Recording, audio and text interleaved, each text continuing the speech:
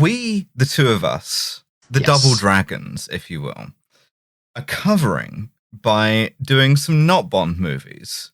Because we would never do a Bond movie without one of our number.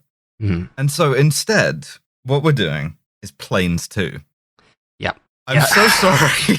Yeah, you made me watch Planes 2. I made you watch Planes 2. Planes Fire and Rescue, if you prefer. The thing is, I looked at this on Amazon and I was like, okay, 84 minutes. No way is there going to be anything that's going to snap my mind in half like I'm traveling through the warp unshielded. Incorrect. This is going to fly by. Be nice and easy. There won't even be that much to discuss. Oh, ye of little faith, because when I pitched this to you, you said, I'm not sure if there's enough here for like a full hour of us talking about it. And I want you to know, you were very, very wrong about you misjudged Planes, Fire and Rescue so badly. I was so wrong. And much like Cars 2, he has come back to his hometown, which is here called, what's it called? Prop Wash Junction. Which, again, raises some questions, right? Because Prop Wash Junction, it's not a town, it's an airport, right? Yeah. They mention a couple of other towns that are like, Grand Flaps, things of this nature. Those are also all airports, right? Yeah. But this exists in the same universe as Cars, right? We see the sentient cars. It's the same universe. Oh, yeah. So are we talking then here about a kind of like a redlining process whereby cars and planes cannot live together? Because the only people who live in Prop Wash Junction are either planes or like accessory vehicles for planes. Yeah. Or like the owners of utilities, like the hotel guy is a car. I thought the hotel guy was also a plane. He might. You know what? Impossible for me to remember. Listen.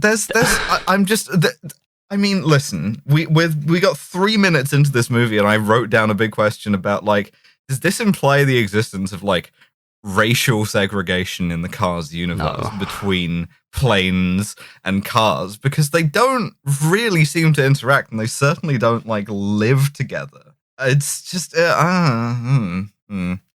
Anyway, the thing about Dusty, right, is that he pushes himself to his limits when he's racing. And we know this because we can see inside his cockpit, which I guess is like inside his eyes. Yeah, he sort of looks down, but the thing is his eyes are the windshield. So he looks like the inside of his own head. Yeah, he's looking at the inside of his head, and it's got a lot of like buttons on, which God knows how he'd fucking interact with those. Yeah, he has a cockpit in the inside of it. So like, is that like God alone knows how he's going to be pushing those buttons, or even see like what's going. Like it's like if you could look down at like the lower eyelid on you, and it had information about how you're doing. I mean, that does sound cool. I do kind of want we should that. Get that. But like, yeah. This is also a concern, right? His mentor brackets coach is called Skipper.